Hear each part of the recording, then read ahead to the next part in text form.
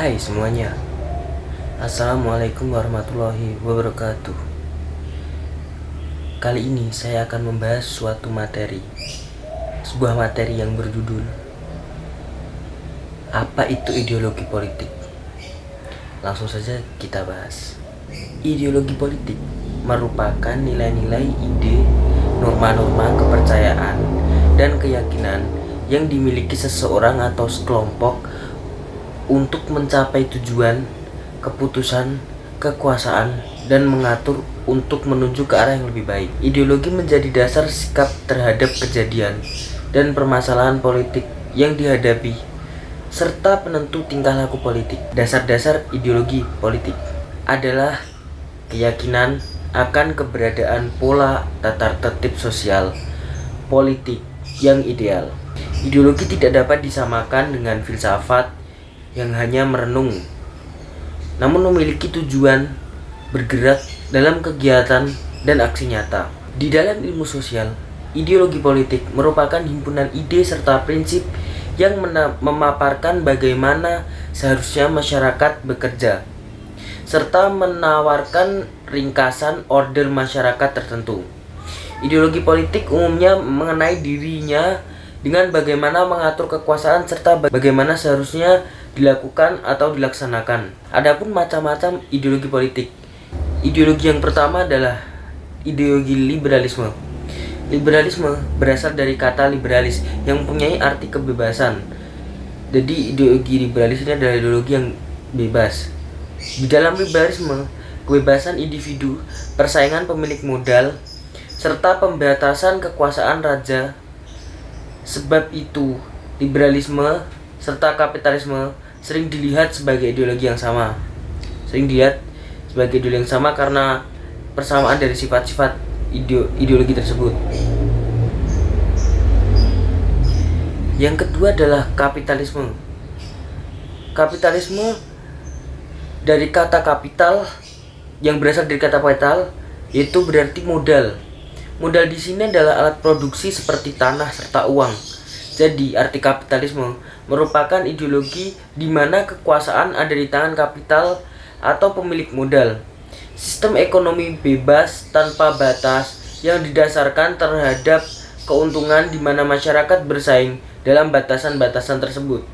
Yang selanjutnya adalah ideologi sosialisme.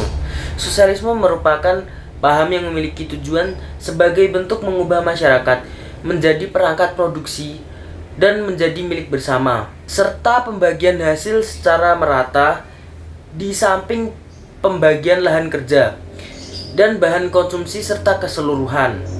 Sosialisme, setiap individu harus berusaha untuk mendapatkan layanan yang layak untuk kebahagiaan bersama, sebab pada hakikatnya manusia bukan hanya untuk bebas, namun juga saling tolong-menolong.